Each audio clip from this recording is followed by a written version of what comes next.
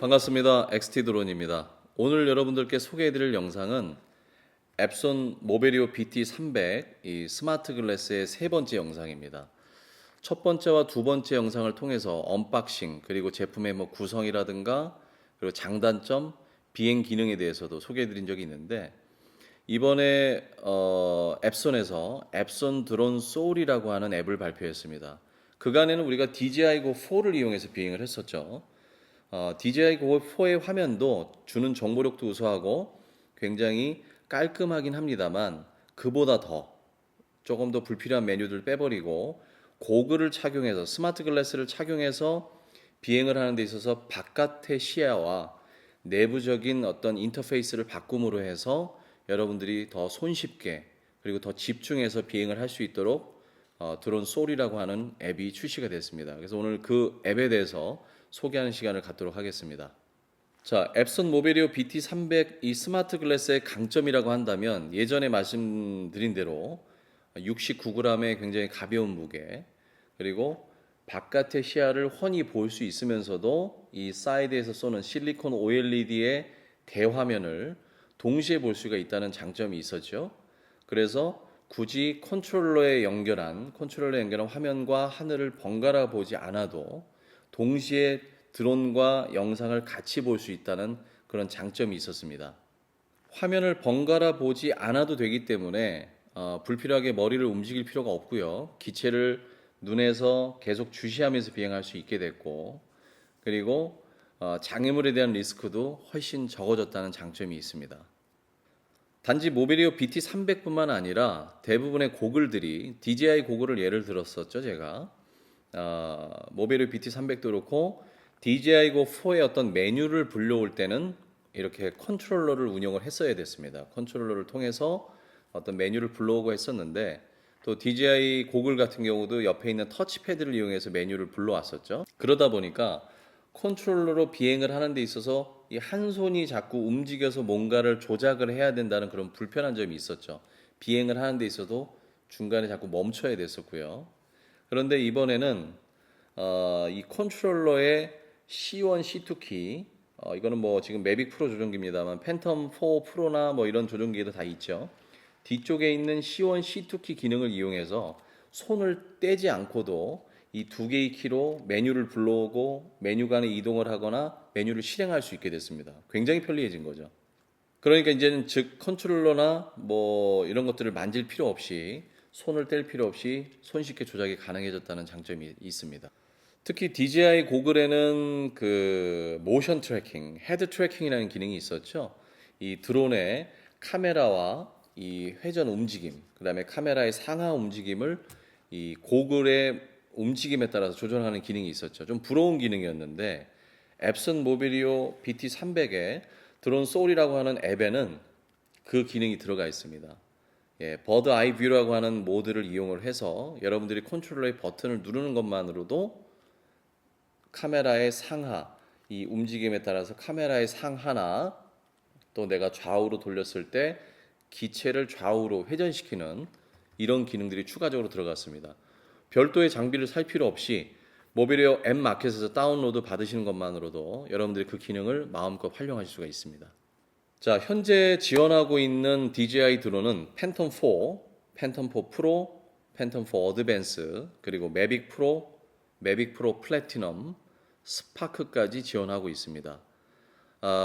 지금 요즘 근래에 출시된 팬텀 4 프로 2.0 시리즈나 매빅 2 시리즈는 아직까지 지원하지 않은 것으로 알고 있는데요. 아마도 추가적인 업데이트들이 계속 되지 않을까 하는 기대를 좀 해봅니다. 업데이트 꼭 해주셨으면 좋겠어요. 그리고 단지 좀 한 가지 아쉬운 점은 왜 한국어를 지원 안 해주시는 거죠? 한국어가 지원되지 않는다는 점입니다. 영문과 일본어와 그다음에 중문, 중국어 이렇게 세 가지 언어만 지원하는데 DJI Go4 안드로이드 버전들도 아직까지 한글이 안 되고 있죠.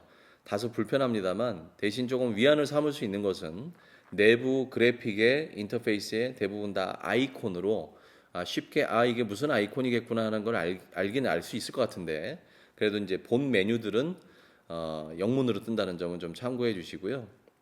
이 부분도 꼭 한글화가 됐으면 좋겠습니다. 그래서 오늘 이 앱에 대해서 사실 글래스에 있는 화면을 여러분들께 출력해서 보여주기가 상당히 어려웠는데 제가 오늘은 무선으로 스크린을 통해서 지금 글래스에 보이는 화면을 직접 보여드리면서 여러분들께 각 기능이 어떤 것들이 있는지 또 DJI Go 4에 있는 메뉴들이 어떻게 간결하게 이쪽 BT300 스마트 글래스에 녹아져 있는지 그런 것에 대해서 한번 직접 보여드리고 실내에서 기체를 띄워서 동작되는 화면까지 이런 장면까지 한번 소개해드리도록 하겠습니다. 한번 보실까요? 자, 그럼 메뉴를 한번 보도록 하겠습니다.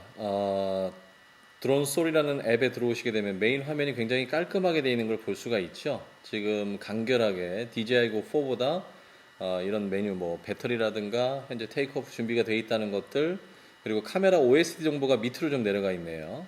좌측에 보시면 레이더라든가 속도 부분에 대한 것도 뭐 비전 포지션에 대한 것들도 레이더 위쪽에 위치하고 있습니다. 그래서 불필요한 메뉴들을 좀 뺐다고 볼 수가 있는데 여기서 이제 조종기에 C1, C2 키를 누르게 되면은 동시에 누르면 이렇게 메뉴가 나오게 됩니다. 그래서 C1 키를 이동하면은 이렇게 메뉴들을 갤러리, 뭐 클리어 워닝, 카메라 세팅 볼 수 있는데 자 여기서 스타트 버드 아이 뷰라는 걸 클릭하게 되면 평상시에는 이 고글을 움직여도 전혀 동작이 안 되죠.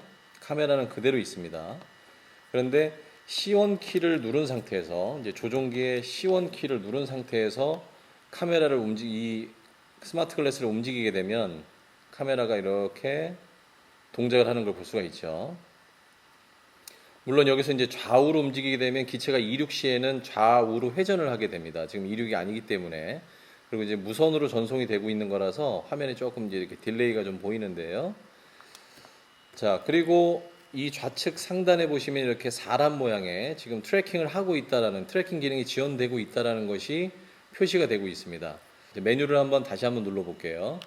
자, 눌러서 테이크오프 키를 누르게 되면은 이륙을 하게 됩니다. 그러면 제가 한번 이륙하는 모습을 한번 보여드리도록 할게요. 자, C1, C2 키를 동시에 눌러서 메뉴를 불러오고 여기에 보면 이제 테이크오프라고 있죠. 그래서 C2 키를 누르게 되면은 컨펌 테이크오프 이륙할 거냐? 그래서 OK를 누르면 자동으로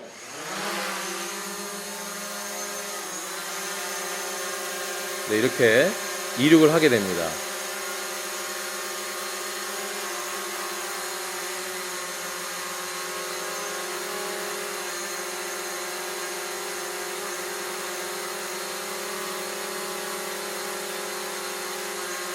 자, 착륙을 하고 싶다면 다시 메뉴를 누르고 여기서 랜딩을 누르게 되면 자동으로 드론이 서서히 착륙을 하게 됩니다.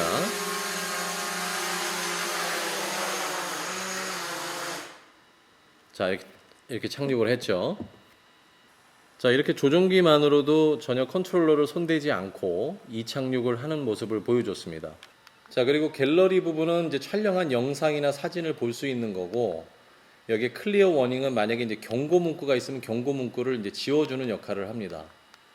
그리고 마지막에 카메라 세팅 부분에 가면은 우리 DJI Go의 메뉴처럼, 자, 이제는 C1, C2 키를 사용할 수 없고, 이제 모베리어에서 이제 트랙패드를 이용해서 쓸 수 있다고 나오죠. 그래서 여기에 요거를 이제 OK를 눌러보면 자 이렇게 전체 메뉴가 나오죠. 자 전체 메뉴에 나오면은 위쪽에 제너럴 세팅부터 해서 여기 눌러보시면 제너럴 세팅 여기에는 뭐 측정 단위라든가 이런 것들을 선택할 수 있고 그 다음에 기체 메뉴에 가보면은 기체 메뉴에는 멀티플 플라이트 모드라 그래서 다중비행 모드에 관련된 거라든가 지금 다중비행 모드 세팅이 있고 좀 빛이 좀 뒤에서 좀 비치고 있어가지고 잘 안 보이는데 그리고 리턴 톰 자동 귀환 모드 시에 이제 고도를 설정하는 거라든가 DJI Go에서 꼭 필요했던 DJI Go 4에서 꼭 필요했던 메뉴들이 다 표시가 되어 있습니다. 좀 시원시원한 텍스트 크기로 고도나 거리를 정해줄 수도 있고 여기서 또 어드밴스 세팅에 들어가게 되면은 뭐 센서, IMU라든가 이런 부분들을 체크할 수가 있는 거죠. 조금 이렇게 깔끔한 그래픽으로 뜹니다. 뒤로 나가기는 동일하고요. 자, 그리고 장애물 감지 센서를 온, 오프 할 것인지 조종기 메뉴에 가보면은 여기 조종기에 평상시에는 우리가 C1, C2 키에다가 기능을 할당해서 쓰니까 이러한 필요한 기능들을 넣어서 본인들이 이렇게 선택해서 쓰실 수가 있고, 이 밑에 내려가 보면은 원래 매빅 프로에 있는 OD 키, OD 버튼에 대한 기능도 있습니다. 그래서 본인이 원하는 기능을 또 그러니까 상하 좌우를 선택을 해서 기능을 선택할 수 있다. 자, 영상에 가보면은 채널을 오토로 설정할 건지 매뉴얼로 설정할 건지도 나와 있고, 그 다음에 이제 배터리 부분에 가면은 어차피 3셀 배터리니까 배터리 각 셀당 이렇게 전압이 다 표시가 되고, 그 다음에 우리 이제 배터리 부족 경고라든가, 그 다음에 배터리가 하강하는 시점에 선택들도 여기서 이렇게 할 수가 있습니다. 그리고 스마트 리턴 투 홈도 적용이 돼 있네요. 이제 돌아갈 잔량만 남으면 이제 귀환할 수 있는 이런 아주 중요한 기능들은 다 포함이 되어 있습니다. 그리고 마지막에 이제 카메라 세팅에 가면은 짐벌 팔로우 모드로 세팅한다든가, 어드밴스 세팅에 들어가서 자, 컨피그레이션 1, 2, 3는 본인이 이제 세팅 값을 정해놓고 즐겨찾기 식으로 쓰는 거니까, 여기 이제 김벌 피치 스피드는 카메라의 상하 틸트 속도를 정해주는 거고, 밑에 이제 짐벌을 30도 상향으로 위로 볼 수 있게 하는 기능이라든가, 카메라를 좀 더 스무스하게 정지하게 하는 스무스니스 기능도 포함이 되어 있습니다.